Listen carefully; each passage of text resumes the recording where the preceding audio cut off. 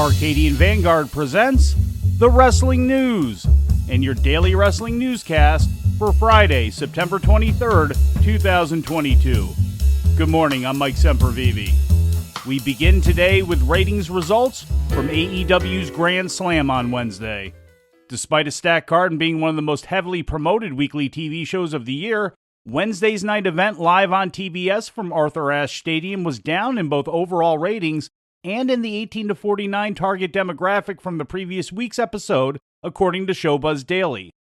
The show drew 1.039 million viewers, 11.57 less than the 1.175 million who tuned into Dynamite last week, and drew a .35 rating in the key demo, a loss of 10.25% from last week's .39, according to WrestleNomics. Nevertheless, the episode still came in at number 1 for the night in the cable top 150 for the key demo, just as it did last week. The episode was down 18.38% overall from last year's Grand Slam episode and down 27.08% in the key demo.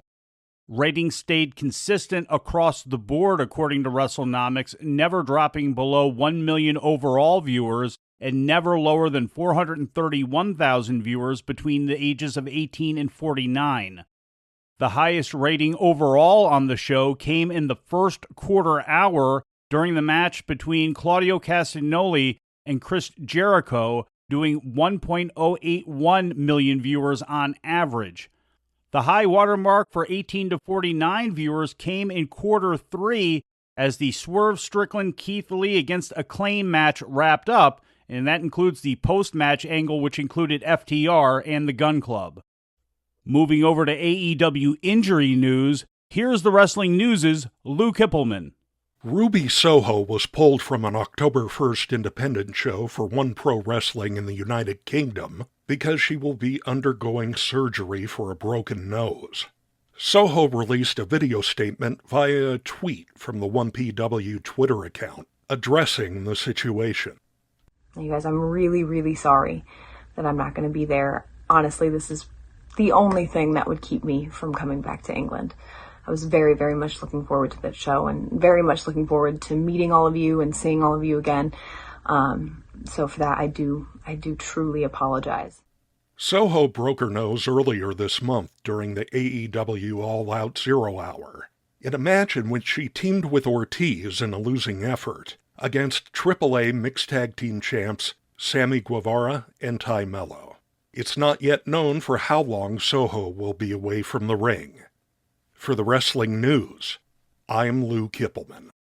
In WWE news, WWE Smackdown is set to take place tonight at the Vivint Arena in Salt Lake City, and WrestleTix is reporting that as of Wednesday, 6,079 tickets had been distributed, with 659 tickets still available in the 6,738-person setup. The report does not indicate how many of the distributed tickets are sold and how many are comped. Moving over to Impact, a taped edition of Impact aired last night on Access TV. The go-home episode for tonight's Victory Road event in Nashville featured matches recorded August 27th at the Factory in Dallas, including the Motor City Machine Guns defeating Aussie Open, PCO defeating Heath in a street fight, Knockouts champion Jordan Grace defeating Zicky Dice, Black Taurus winning a 5-way match over Mia Yim, Trey Miguel, Laredo Kid, and Alex Zane, and Brian Myers retaining the digital media title against Bhupinder Gujjar in a ladder match. The show closed with a contract signing involving Moose, Steve Macklin, and Sami Callihan that ended in a bloody brawl during which Callihan signed the contract in his own blood. Callahan's got to sign the contract still. And you can tell with the fervor in his eye, he wants to make this one as official as it gets. Signing the contract in his own blood.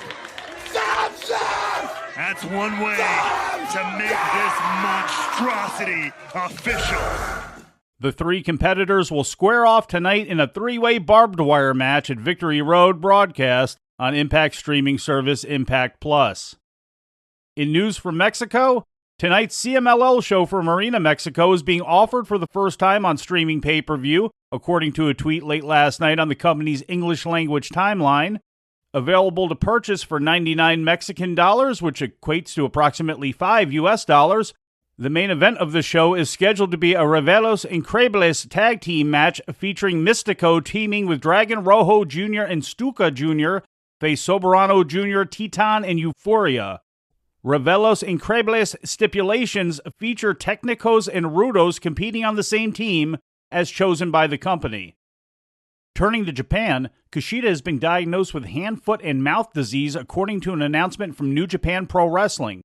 As a result, he was pulled from today's Burning Spirit live event in Kagawa, Japan, in which he'd originally been scheduled to take part in a 10-man tag team match. Kushida had originally been pulled from last Wednesday's Burning Spirit event when the skin disease was first discovered.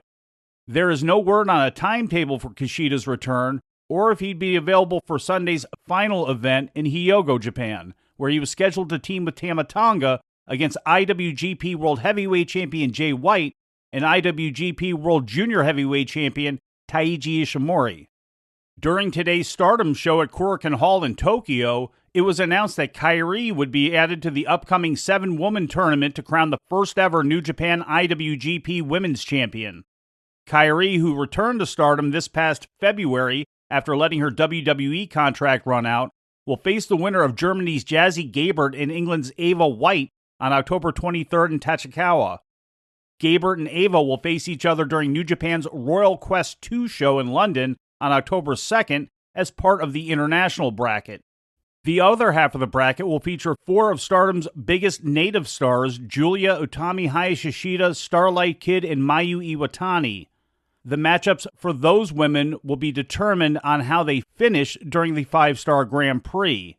The Japanese bracket semifinals and final will take place during Stardom shows on October 22nd and 23rd. The winners of the international and Japanese brackets will face off for the inaugural IWGP Women's title on November 20th as part of a joint show between Stardom and New Japan that will also feature several mixed tag team matches. The two companies announced in August that the new title will be defended at New Japan's largest show of the year, taking place at the Tokyo Dome on January 4th. Stardom ran Korakuen Hall as part of the ongoing 5-Star Grand Prix, which is the company's biggest tournament of the year. Red block match winners were Shiori, Saki, Koguma, and Saki Kashima, while over in the blue block, winners were Mayu Iwatani, Momo Watanabe, Mina Shirakawa, Starlight Kid, Natsupoi, and Suzu Suzuki. The tournament moves on to Shinjuku on Saturday before wrapping up in Chofu on October 1st. The 10-match card was offered as a pay-per-view after originally being slated to air on delay for subscribers of the company's streaming service Stardom World. The 10-match card was offered as a pay-per-view after originally only being slated to air on delay for subscribers of the company's streaming service Stardom World. And before we leave you today, we'd like to remind you that however you consume your content, you can find the wrestling news 24 hours a day and 7 days a week across social media. On Twitter, follow us at Wrestling News AV. Our Facebook page is also Wrestling News AV. The Wrestling News can be found on the Arcadian Vanguard YouTube page, and for those who utilize Amazon Echo devices, just tell Alexa to play the Wrestling News podcast, and remember to make sure you add podcast at the end. Once again, for daily updates, breaking news, and more, follow the Wrestling News across social media. And that's the news for today. If anything happens, we will be here to tell you about it. No clickbait, no paywall, just the Wrestling News. The Wrestling News is a division of Arcadian Vanguard, and the Wrestling Newscast is a production of the Arcadian Vanguard Podcast Network.